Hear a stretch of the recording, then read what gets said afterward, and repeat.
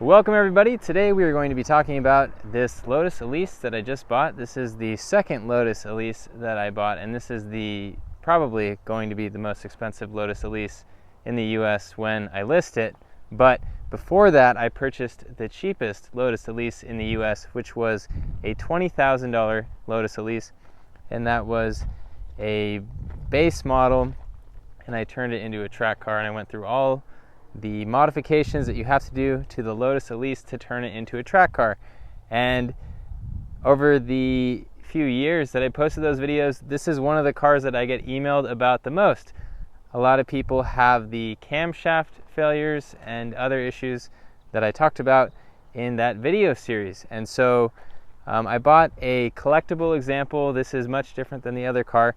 This is not going to be a track car. It's just something that I enjoy driving. It's not going to lose any money over the period that I own it, and so I'm excited to share it with you guys. I got a call from someone saying they had one of these. They were going to trade it into a dealer.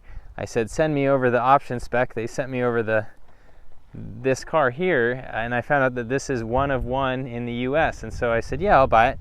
And he gave it to me for $1,000 over what the dealer was offering him. And so I could probably turn around and sell this for about a $15,000 profit right now. This has the sport pack on it, so the suspension is a little bit rougher than the other base model that I had. That model also had a single oil cooler. Actually, let's just drive this. I can talk to you about this as we're driving it, but let me show you the cool features about this car. A Lotus Exige style seats in this, and this was an option in 2008. It's extremely rare to see this in the US. So when I saw that, I was very excited. And also, in 2008, they went to the black dashboard. It's a small change, it's a subtle change, but it's really cool to get my hands on this car because there's just not that many of them in the US. When I got the certificate back from Lotus, the certificate of provenance, they said that there were only 28 base model Lotus Elises in the US in the year 2008. This is a very rare car. I'm very glad that I got my hands on it.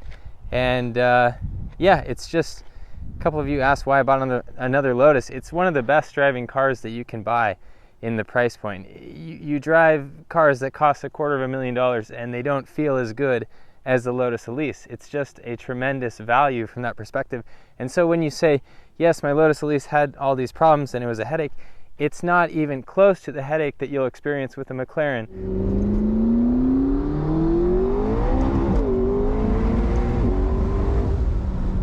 or a Ferrari. It's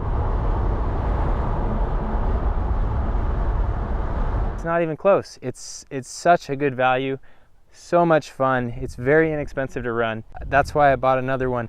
The video that I posted about the things that you have to do to take it to the racetrack, that is how I approach all my project cars. I fix all the problems before I even get out there, and that way I enjoy the car without having any problems.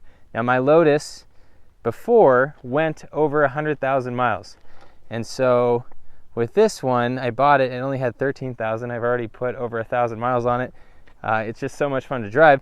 With this one, I have to watch the mileage because it will affect the value. I've been watching at what miles these sell at, what the value is, and so I do have to be a little bit careful with the mileage. All right, now as I climb into this car, I want to show you that getting into the car is not really a problem at all. And with these larger seats, the Lotus is actually a lot more comfortable. I drove this car across the country when I brought it home, and the Exige seats, these sports seats, are tremendously comfortable, and so it's a big upgrade to me over the other seats. So if you find one with these seats, try it out. It's very comfy. I'm 6 foot and I fit in this car just fine. So what I want to show you here is how to get in. I put my butt in first and then I lift my legs over, and it's really easy to get in the car. All right, now before we get going, I want you to notice that the headliner is already starting to sag, and that's probably more of an age problem than a mileage problem with the Lotus because it's pretty common on them. It's not a difficult fix. Now when I got into this lower mileage Lotus Elise compared to my higher mileage one, my previous one, as I mentioned before, I took it over 100,000 miles when I sold it, and the value actually went up a lot on it. Over the time that I owned it, the value went up, so I didn't lose any money. It covered not only all the parts that I put on the car, but it covered the cost of the track days and everything. and the tires, just everything was covered. I got all my money back. And that's what's happening with these cars right now. The values are going up, so you can pretty much drive them for free. But what I noticed coming from the high mileage one to the low mileage one is how much better this operates. It's just an amazing experience. It's like going back in time, being able to own a Lotus Elise that is in almost perfect condition. And of course, it's not in perfect condition. It has little problems, like any Lotus is going to have a couple things that you need to fix up. Unless the owner was super anal about fixing everything, you're probably going to have to do a couple things. But let's get going here. We're going to get out to the road, and I'm going to show you just how fun this car is. Now, immediately when you first drive a Lotus, you'll notice how good the steering feel is, and it's one of the things that you'll just always remember when you buy more and more cars and go through more and more cars, more expensive cars. You'll have this expectation. The expectation of a steering feel is ruined by Lotus when you get to the point where you can purchase a Ferrari or a McLaren. You're always going to compare it to your Lotus because there's nothing like this. And when they built this car, they did have to watch their profit margins, and so they did cut in some areas. And the biggest area that was cut in the Lotus is the suspension. When you start putting sticky tires on this car, it's very easy to overwhelm the factory suspension. I'm in a sport package car now, and the suspension is a little bit stiffer, but it is still not stiff enough if I were to put on some big sticky tires. Now, I'm not revving it all the way out. I'm not hitting the high cam right now, and what I wanted to show you is that the car is about as fast as, well, maybe a little bit faster than a Miata when you're on the lower cam. And then when you get onto the higher cam, it really takes off. And that's where you get that feeling that this car is a mini exotic car. It revs out to 8,500. It puts you in your seat, and it's a ton of fun. I should have gone down to second there. Let's go down to second. I just want to make sure there's no police up here. There's going to be an open road here, so we can kind of accelerate. Now, one point of complaint that people have is the shifter.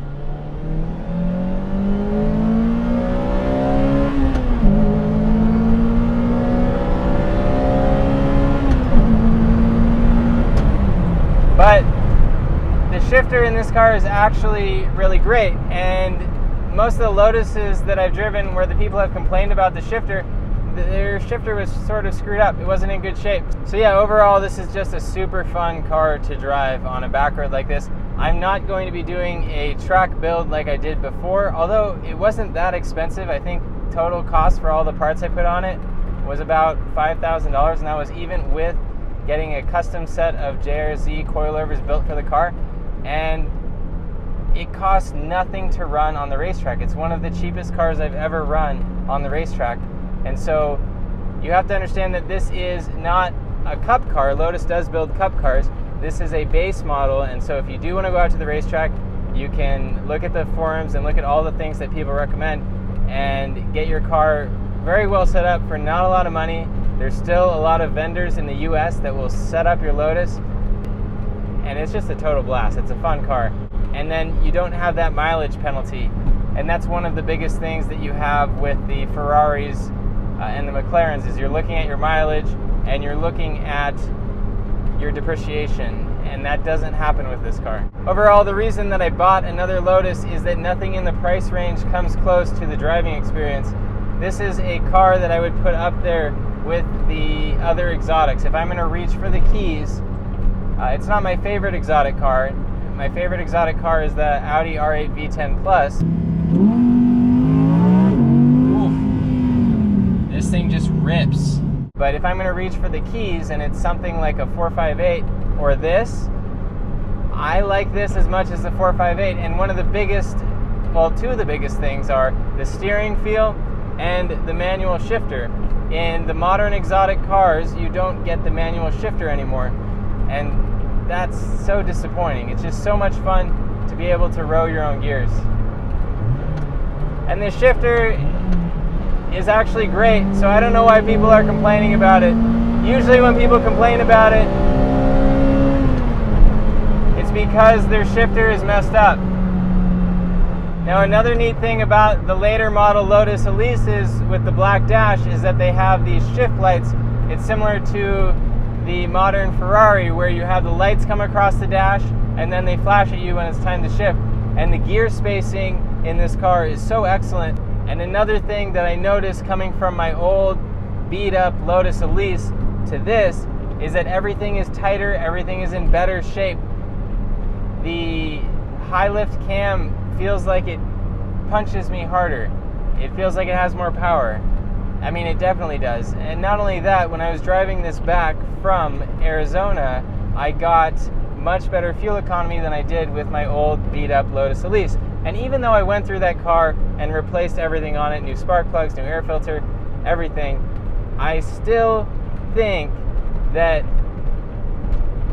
I can just tell the difference with the lower mileage car. It's so much better. Now, one of the biggest contrasts between this and my other Lotus Elise was that I had the base suspension on that car, and that suspension was pretty soft. It wasn't very good. When I went out to the racetrack, I was pretty much riding the bump stops everywhere I went, and so if I hit a bump when I was turning on the racetrack, the car would get unsettled and want to spin out. And putting higher spring rates with proper dampers was one of the best things I ever did to that car. But with this car, we have a little bit stiffer suspension with the Sport package. And what I've noticed when I really push it on a back road is that it has quite a bit of compression damping, and that feels good on a smooth surface. But if you're on a rough surface, it's not good. I'm going to try to make this light. So, if you're on a rough surface, it's not good. What do I mean by that? When I was on the back road, I was trail braking into a corner. It was a decreasing radius corner that I didn't anticipate, and the front wheels sort of skipped over the rough pavement. And because the damping is so stiff on the car, the wheel locked up as I was under braking. So my front wheel was skidding around the corner, and I had to lift off the brakes and ease into them again in the middle of the corner in order to regain braking control.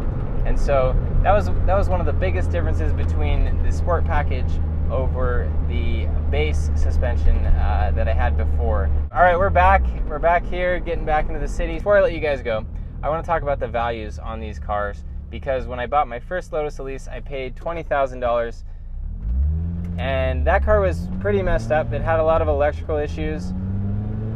I had to go through and fix everything, but the prices on these, I don't think I'll ever see a Lotus Elise in that price range again. The prices on these are climbing. The most expensive Lotus Elise that I've seen was $55,000, and it was on the market for a few weeks and someone bought it.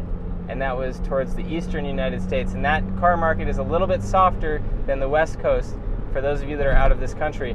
And so my thought is that if I put this one up, since it's one of one, if I put this one up for sale today, a proper price would be $55,000. And one of the reasons I wanted to make this video is to point out the fact that if you go on AutoTrader right now, you see multiple Lotus Elises in the $40,000 range. They're getting up there, and you see a couple hit the market in the $50,000 range. If you're thinking about buying one of these, buy one of them now, because people love them. They're going to hold on to them. They're not going to sell them, and they don't depreciate. It's just such a fun car. Yes, it has issues, but they're minor. I mean, the whole car cost less than one McLaren engine replacement. When that McLaren engine failed, the McLaren that we were renting out here, I think we spent 60 grand with getting an engine and a transmission, and it was a total nightmare. The car was out of commission for a long time. We had to go back and forth with McLaren to get parts. Total nightmare. This has a Toyota engine in it. There are a few things you need to work out, but nothing like the other exotic cars. And so that is one thing that really separates Lotus, and that is one of the things that really makes it a special car. I love this car. That's why I bought another one. Yes, it's a pain in the ass, but what are you going to do? That's all I have for you guys today. Thank you for watching, and make sure that you enjoy your car.